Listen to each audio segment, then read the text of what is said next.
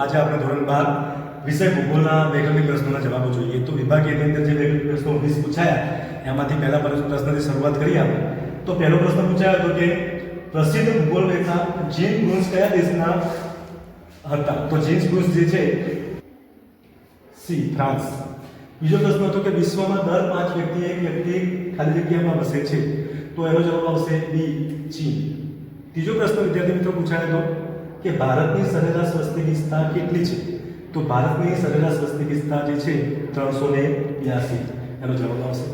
ચોથા નંબરનો પ્રશ્ન હતો કે કેલ બોર્નેલની ખાણમાંથી કયું ખનિજ પ્રાપ્ત થાય છે? તો કેલ બોર્નેલની જે ખાણ છે એમાંથી સોનું પ્રાપ્ત થાય છે. પાંચમા નંબરનો વિદ્યાર્થી મિત્રો પ્રશ્ન હતો કે દક્ષિણ ભારતના કયા લોકો પ્રાથમિક પ્રવૃત્તિ કરે છે? તો દક્ષિણ ભારતના પાલિયન લોકો જે છે એ પ્રાથમિક પ્રવૃત્તિ કરે છે. છઠ્ઠા નંબરનો પ્રશ્ન હતો કે ટુંડ્ર પ્રદેશના લોકો કયું પ્રાણી પાળે છે? તો રેન્ડિયર નામનું પ્રાણી પાળે છે. સાતમા નંબરનો પ્રશ્ન હતો કે નીચેનામાંથી કઈ ખનિજ અધાત્વિક ખનિજ છે?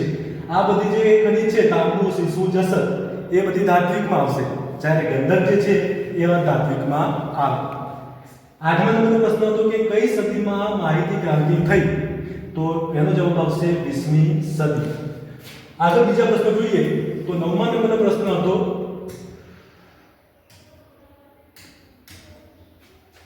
કે મકાઈનું ઉત્પત્તિ સ્થાન ખાલી જગ્યા છે.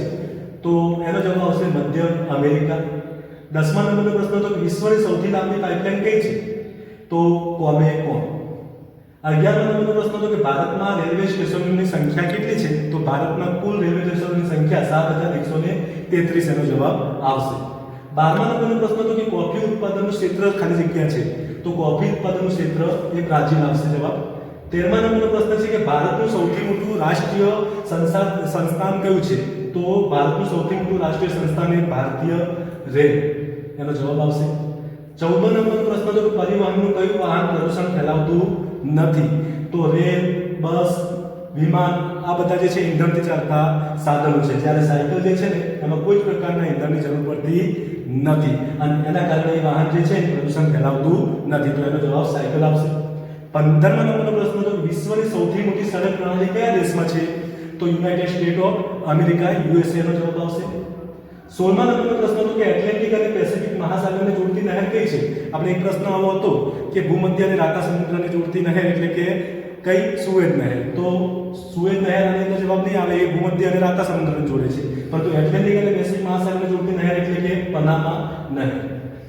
આગળ વિદ્યાર્થી મિત્રો પ્રશ્નનો જવાબ જોઈએ તો 17મા નંબરનો જે પ્રશ્ન હતો કે 17મા નંબરના પ્રશ્નમાં શું હતું કે વિશ્વમાં રેલવેની શરૂઆત કયા વર્ષમાં થઈ હતી? ભારતને કીધું હતું 1853, બરાબર, પરંતુ વિશ્વનું કીધું છે તો વિશ્વમાં 1825માં એની શરૂઆત થઈ હતી. 18મા પ્રશ્નની વાત કરીએ તો ભારતે આર્યભટ્ટ ઉપગ્રહ ક્યારે પ્રક્ષેપિત કર્યો? તો ભારતે 1975માં આર્યભટ્ટ ઉપગ્રહ પ્રક્ષેપિત કર્યો. 19મા નંબરનો પ્રશ્ન હતો કે બ્રસેલ્સ કયા સંઘનું વડું મથક છે? તો બ્રસેલ્સ જે છે એ યુરોપીય સંઘનું વડું મથક કહેવામાં આવે છે.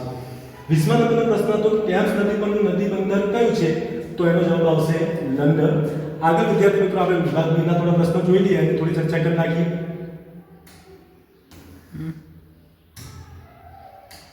તો વિભાગ બીની વાત કરીએ તો 21મા નંબરનો પ્રશ્ન પૂછ્યો હતો કે ભૂગોળની મુખ્ય શાખાઓ કેટલી છે અને કઈ કઈ? તો ભૂગોળની મુખ્ય શાખાઓ 2 છે, એક પ્રાકૃતિક ભૂગોળ અને બીજી માનવ ભૂગોળ. 22મા નંબરનો પ્રશ્ન એ પણ એકદમ ઈઝી પૂછ્યો છે કે વસ્તી વધારો એટલે શું? કે કોઈ એક ચોક્કસ પ્રદેશ હોય અને એક ચોક્કસ પ્રદેશમાં જનસંખ્યાના થતા કુલ વધારાને શું કહેવામાં આવે છે? વસ્તી વધારો. ત્યાર પછી 23મા નંબરનો પ્રશ્ન હતો સુવર્ણ ચતુર્ભુજ યોજના શું છે? એક યોજના ચાલી રહી છે. એ યોજનામાં એવું છે કે ભારતના મુખ્ય જે 4 મહાનગરો, બરાબર, કે ચેન્નઈ, મુંબઈ, દિલ્હી અને કલકત્તાને જોડતો જે ધોરીમાર્ગ બની રહ્યો છે, તૈયાર થઈ રહ્યો છે, અને એને એ યોજના જે બની રહી છે એ યોજનાને સુવર્ણ ચતુર્ભુજ યોજના કહેવામાં આવે છે. ત્યાર પછી 24મા નંબરના પ્રશ્નની વાત કરીએ તો આધુનિક ઔદ્યોગિક ઉત્પાદનની વિશેષતાઓ કઈ કઈ છે? તો માનવ શ્રમ છે, જટિલ કાર્ય છે, જટિલ યંત્રો છે, બરાબર, અને એ વિશેષતાઓ જે છે આધુનિક ઔદ્યોગિક ઉત્પાદનની વિશેષતાઓ છે. જળમાર્ગના પ્રકાર જણાવો. 25મા નંબરનો પ્રશ્ન. તો જળમાર્ગના કુલ 2 પ્રકારો છે, એક આંતરિક જળમાર્ગ અને બીજો છે દરિયાઈ જળમાર્ગ. 26મા નંબરનો વિદ્યાર્થી મિત્રો પ્રશ્ન હતો કે ભારતીય રેલ વિભાગ પ્રવાસીઓ માટે કયા પ્રકારની રેલગાડીઓ ચલાવે છે? તો ભારતીય રેલ વિભાગ જે છે પ્રવાસીઓ માટે એક તો વાત કરીએ તો superfast train, express train, passenger train, આ મુજબની અલગ અલગ જે રેલગાડીઓ છે એ ભારતીય રેલ વિભાગ ચલાવે છે. 27મા નંબરનો પ્રશ્ન હતો કે દૂરસંચારના મુખ્ય સાધનો કયા કયા છે? તો રેડિયો, ટેલિવિઝન, ઈમેલ, ઇન્ટરનેટ, બરાબર, આ બધા દૂરસંચાર માટેના સાધનો છે. 28મા નંબરનો પ્રશ્ન જોઈએ તો આંતરરાષ્ટ્રીય વેપાર કોને કહે છે? તો ચીજ વસ્તુઓની અલગ અલગ જુદા જુદા દેશો વચ્ચે થતી આપ-લે એને કહેવામાં આવે છે આંતરરાષ્ટ્રીય વેપાર. 29મા નંબરનો પ્રશ્ન જોઈએ કે માલની ફેરબદલી માટે વપરાતી મોટી સ્ટીમર અને નાની સ્ટીમર કયા નામ ઓળખાય છે? તો મોટી સ્ટીમર જે છે ને એને યાદ રાખવાનું છે આપણે મધર સ્ટીમર, અને નાની સ્ટીમર એટલે કે ડોટર સ્ટીમર. આ એના જવાબ બનશે. 7 દેશોને જોડતો વિશ્વનો